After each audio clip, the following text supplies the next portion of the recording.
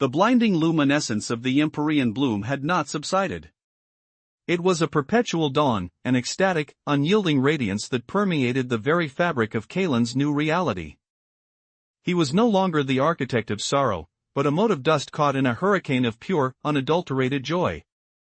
Yet, within this overwhelming light, a flicker of recognition, a phantom chill, began to stir. He remembered the words, the voice that had spoken of balance, of shadows and light. Joy cannot exist without its shadow, it had warned. And in this universe, so utterly devoid of darkness, where was Kalen's shadow?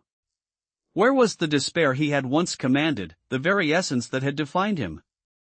Was this escape, or a more insidious form of imprisonment? His essence, once a conduit for cosmic despair, now felt diluted. Like a drop of ink in an ocean of pure water, the vibrant hues of his being were fading, bleached by an overwhelming, benevolent force. He strained against the light, not with the fury of his past, but with a growing, gnawing unease.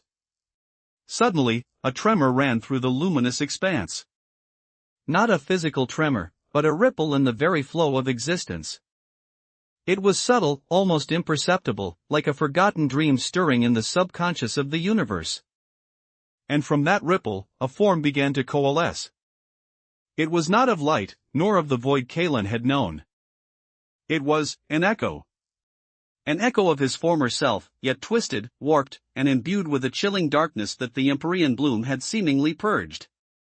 This shadow self, a nascent manifestation of the despair Kalen had once wielded, pulsed with a malevolent energy. It was a mirror image, yet inverted, a grim testament to the ancient entity's pronouncement. The universe, birthed from the undoing of Kalen's lie, was now a battleground for the very forces that had shaped him. The Empyrean bloom recoiled, its radiant waves momentarily faltering. For the first time, Kalen sensed something akin to fear emanating from this force of pure joy. It understood the primal truth, its own brilliance cast a shadow, and that shadow was now taking form. Kalen watched, a captive audience to his own undoing. His despair, the very thing he thought he had escaped, was re-emerging, not as a weapon he controlled, but as an independent entity, a dark reflection born from the void's forgotten dreams.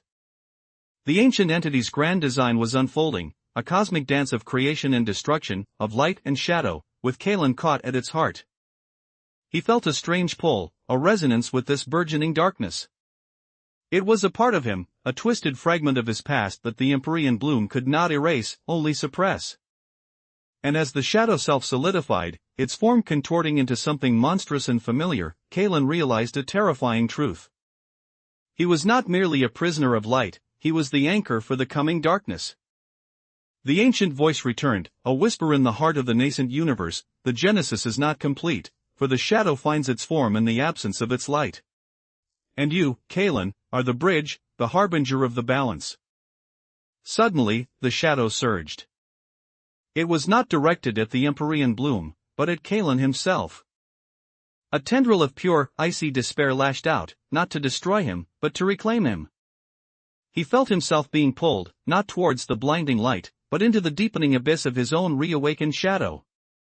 The nascent universe screamed, a symphony of joy and terror, as Kalen was consumed, not by light, but by the very darkness he had once embraced.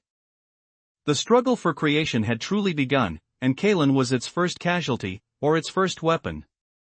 The screen went black, leaving only the faint, echoing whisper, "The shadow awakens."